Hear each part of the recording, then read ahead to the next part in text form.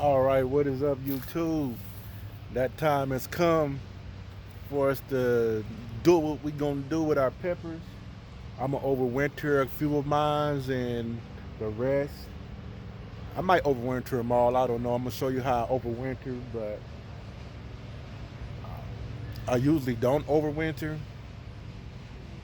because I like it's fun growing from seed. You know, it's fun from growing from seed. Even though I grew all these from seeds, but what I'm gonna do here is I'm gonna show you how to overwinter one of these plants. I might just choose any one, and most likely it'll probably be the Carolina Reaper or the chocolate butt eulogia. But anyway, folks, the time has come. We already had our first frost. I'm not gonna try to produce any more because it's not gonna happen. So what I'm going to go ahead and do right now is I'm gonna go ahead and harvest what's left on here before I overwinter. And you don't have to throw away anything that's growing right now, even though some of them may not be all the way right. It's still gonna pack the same heat. The flavor just may be a little bit different, but I'm gonna show you how I make. I'm not sure if I'm gonna make my tincture or a capsaicin. Tincture still have a little bit more alcohol in it. It's still a little bit diluted, but the pure capsaicin is straight pure pepper oil. So without further ado, let's go ahead and get into this harvesting real quick.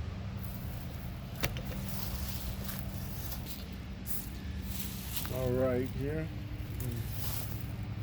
I'm gonna take everything out.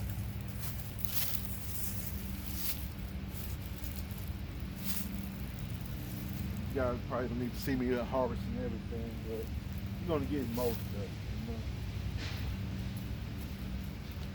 You know? Anything with some color on it can be dehydrated, and you can make some tincture or capsaicin. And you know the Carolinas are still good now too, even though they're not red yet. But you can still get some nice heat out of them. They pack a punch still. Don't get fooled. Don't be fooled by it.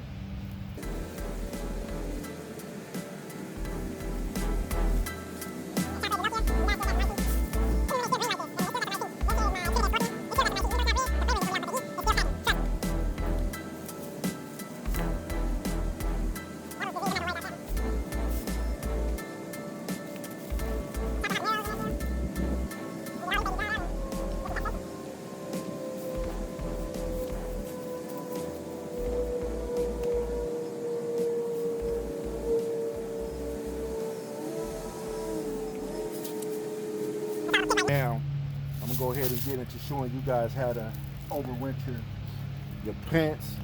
And all you need is some scissors or some kind of pruners. It's not difficult at all. And keep in mind, when you're overwintering, it's like I won't say 50-50 chance, but 75%, well, more close to 80-20 kind of, 80% of the time they survive, and depending on how much stress you dig out on the plants. And that's why I'm gonna show you this way, so you can at least get a 90% chance. Because when you go into really get into overrooting them, overwintering them, you got to kind of de-root them a little bit too. But we're gonna leave all the roots intact and everything, and the soil and everything intact. We're gonna just trim the plant down so it can be in its harvest state over the winter. Let's get into that. I'm trying to get y'all a good view in here. Make sure everything is picked off. Well, we ain't gonna worry about too much up there because we're gonna trim it now. But also, when you're overwintering, you want to make sure you keep them in some place. Like you said, it's like they're going into harvest. So once inside, you want to, of course, your inside is not going to get below freezing, but it can get low as 50 degrees maybe, or sometimes even to the close 40, and they'll be okay. But what you want to do is, you don't want to hack off the whole plant. And what you want to do is leave yourself a few nodes. What I like to do is leave about 3 nodes. That'll be my first node. This will be my second node. and that'll be the third node. So what we're going to do is snip off everything up to the node there. I gotta get some better pruners. These are scissors actually. I couldn't find the pruners, but this will be okay. Oh my gosh. All right, just like that, folks. And we're gonna keep the soil moist, you know, like check on it a few times during the month. But it's not gonna drink up too much water anyway because it's not trying to feed anything. So we're gonna trim the plant up just like that right there. And this will be right, okay right here. It'll bounce back from that. But yeah, just make sure she's trimmed down, no foliage is on it, so she ain't got to worry about producing anything. Her main objective is going to be now is just to stay alive and harvesting through the winter. Now, the plants ain't gonna have no problem coming back because come springtime, when the light and everything and temperature start changing, the plant will kick in the gear like, hey, it's time to get in gear, you know, things like that. But the plant will know what to do when the seasons come.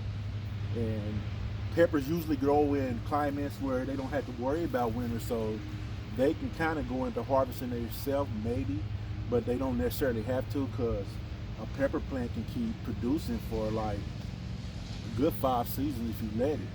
But I'm just going to do a few of them here, and I always like to grow from seed, I said, so next year I'm going to grow from seed. But I'm gonna take a couple of these overwinter plants. You know, I'm gonna get my main girls. I'm gonna get that Budgelokia. I'm gonna get the Carolina Reaper, and I'm not gonna worry about that habanero because that ain't nothing. You know I like it because it's chocolate, but I'm not sure if I'm gonna do the Apocalypse Scorpion or the Trinidad. I think that Apocalypse had more kick, so I'm gonna do the Apocalypse Scorpion. Even though I got seeds from all these plants for next year, so I don't have to worry about buying seeds over again, at least. And I know for sure that they're the pepper that they say they are. You know, that's always a puzzle. Like, is this gonna be what I ordered when you buy seeds online? But anyway, folks, that's all you have to do right there. I'll make sure I got everything out of here and keep them somewhere that they won't go into freezing if the temperatures do get down that low. And being that you are using the same soil, you want to put them somewhere where it won't bother you too much if you see a little bug or ant, because being that these were outside, it's still going to have little pesticides. But with nothing to live on, they eventually die off and go on about their business. Me, myself, so what I'm doing is, I'm going to store mine inside in my grow tent, and I just keep a moist eye on their soil moisture. So, you know, they don't get too dry, but they have enough to drink just to stay alive while they harvest through the winter. So, yeah, folks, without further ado, that's all you have to do, and that's how you overwinter your plants. So I'm gonna go ahead and finish picking the rest of these peppers so I can get them dried out and make me some capsaicin. All right, folks, believe it or not, this is all you got to do. Make sure you label your peppers, the ones you're going to overwinter. But once you're overwintering them, you make sure you keep the soil at least semi-moist. But the amount of light you want to give them is only like 10 hours of light and 14 hours of darkness.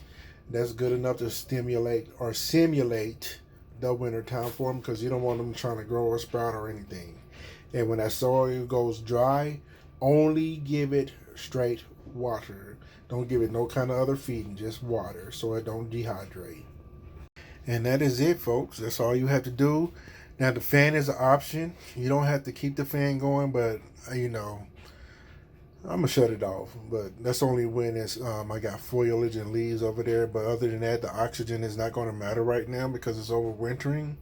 So don't even pay attention to that fan. But anyway, folks, like, subscribe, share this with your friends. Tell me what you think if you have overwintered before.